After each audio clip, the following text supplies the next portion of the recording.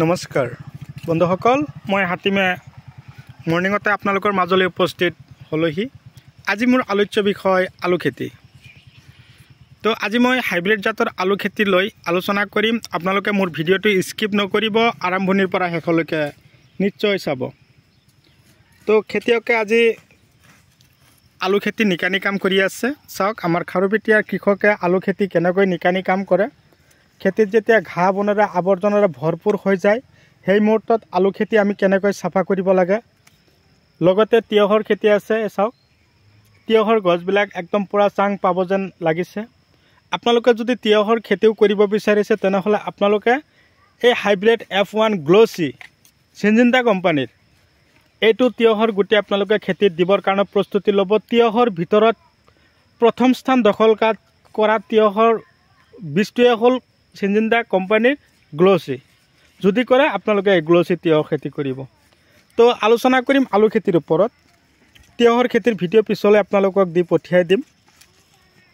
তো আজি মই খাৰুপেটীয়া এৰিয়াৰ টাকিমাৰী গাঁৱৰ কৃষকৰ আলু খেতিৰ ভিডিঅ' এটা আপোনালোকলৈ পোষ্ট কৰিলোঁ। আপোনালোকে এই ভিডিঅ'টো চালে আপোনালোকৰ বিন্দু পৰিমাণৰ হ'লেও কামত আহিব বুলি মই আশা কৰিলোঁ। আৰু আপোনালোকে অযথা সময় নষ্ট নকৰি আপোনালোকৰ এতিয়া কিন্তু সোণালী সুযোগ, আপোনালোকেও আলু খেতি কৰিবৰ কাৰণে প্ৰস্তুতি ল'ব।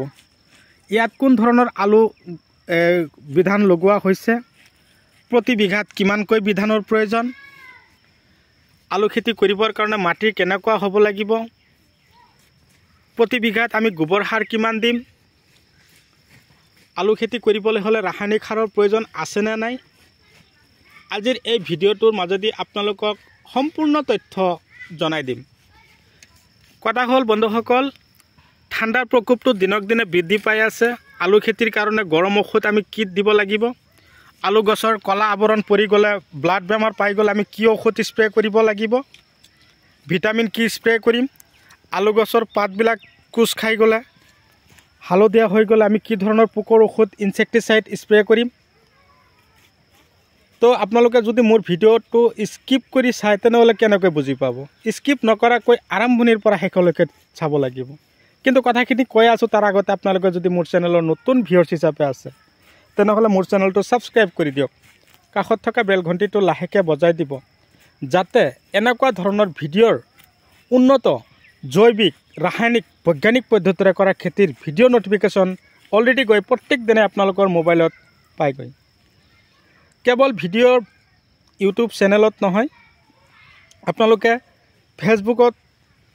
ফেচবুক পেজতো গৈ মোৰ ভিডিঅ'বিলাক পাই থাকিব। হাতিম আলিছ লাইভ, তাতো গৈ আপোনালোকে ফেচবুকত গৈ ছাৰ্চ কৰিলেও আপোনালোকে মোৰ ভিডিঅ'বিলাক অলৰেডি পাই থাকিব। আপোনালোকেও মোক ফেচবুক পেজত গৈ ফলোৱাৰ্ছ হিচাপে থাকিব বুলি মই আশা ৰাখিলোঁ। তো দেৰি নকৰোঁ, হাইব্ৰিড জাতৰ আলু খেতিৰ বিষয়ে থুলমূলভাৱে আলোচনা কৰিম। এই আলু খেতি কৰিবলৈ হ'লে প্ৰথমতে আমি মাটি নিৰ্বাচন কৰি ল'ব লাগিব। কেনেকুৱা ধৰণৰ মাটি, ওখ আলতীয়া মাটি নিৰ্বাচন কৰি আমি আলু খেতি কৰিব লাগে। আলু খেতি কৰিব হ'লে আমি কমেও 4 পৰা 5 বাৰ আমি ট্ৰেক্টৰেৰে ধুনীয়াকৈ হাল মাৰিব লাগিব। খেতিত হাল মৰা এবাৰ বা দুবাৰ হাল মৰাৰ পিছত প্ৰতি বিঘাত ছুপাৰ ফছফেট 1 বস্তা, মোটামুটি 50 কিলো, পটাছ 10 পৰা 15 কিলো, ইউৰিয়া 10 পৰা 15 কিলো, DAP 10 পৰা 15 কিলো ধুনীয়াকৈ সিঁচি প্ৰতি বিঘাত 10 কিলো চূণ সিঁচি, তাৰপিছত আপোনালোকে ফাৰ্ষ্ট, ছেকেণ্ড, থাৰ্ড ষ্টেপত হাল মাৰিব, ময়াব, ধূলিময় কৰিব। তাৰপিছত এই আলু খেতি কৰিবৰ কাৰণে যে প্ৰস্তুতি ল'ব, সেই মুহূৰ্তত এটা কাম কৰিব।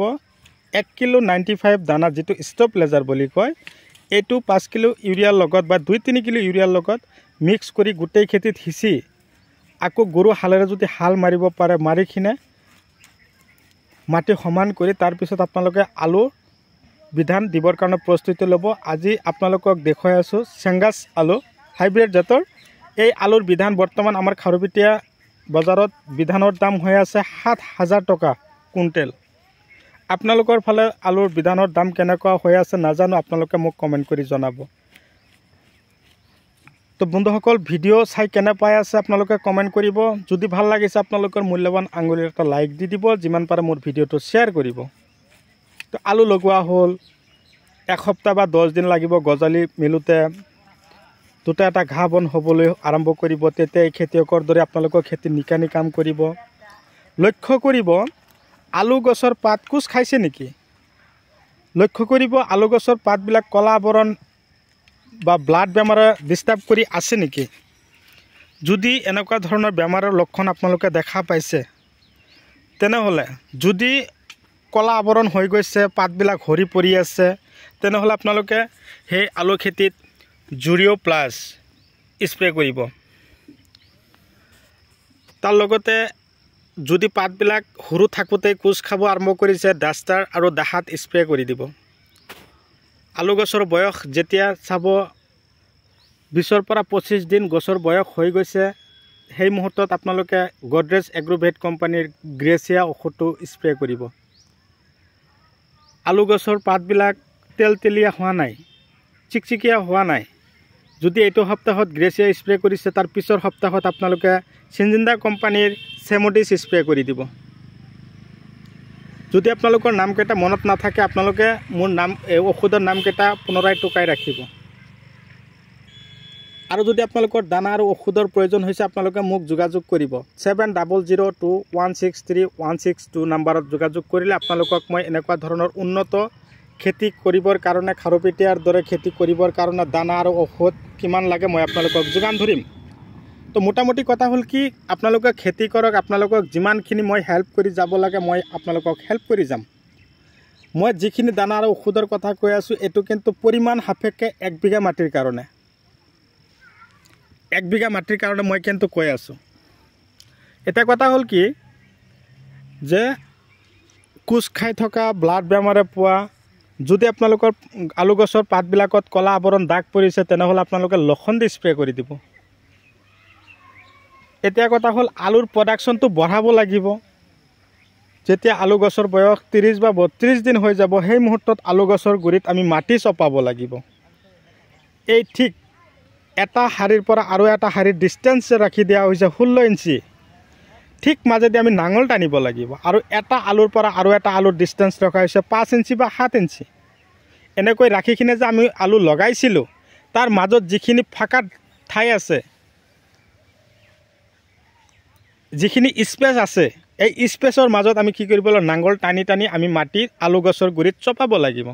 তাৰ আগতে আপুনি কি কৰিব লাগিব, মাটি যে চপালে তাৰ এদিন আগত, আগদিনা সন্ধিয়াৰ মুহূৰ্তত আপোনালোকে প্ৰতি বিঘাত 2 কিলো 95 ষ্টোপ্লেজাৰ, 3 পৰা 4 কিলো ত্ৰিশুল প্লাছ, 2 কিলো গ্ৰ' মেজিক, 3 কিলো গ্ৰিফিন IPL দানা অৰ্গেনিক, এই ধৰণৰ দানাবিলাক, তাৰ লগতে 10 kilo DAP, 10 kilo urea mix কৰি আপোনালোকে এই আলু খেতিৰ যিখিনি স্পেচ আছে ঠাই, ইয়াৰ মাজে মাজে আপোনালোকে সিঁচি, তাৰপিছত আপোনালোকে কি কৰিব, নাঙল টানি গছৰ গুৰিত মাটি চপাবৰ কাৰণে প্ৰস্তুতি ল'ব।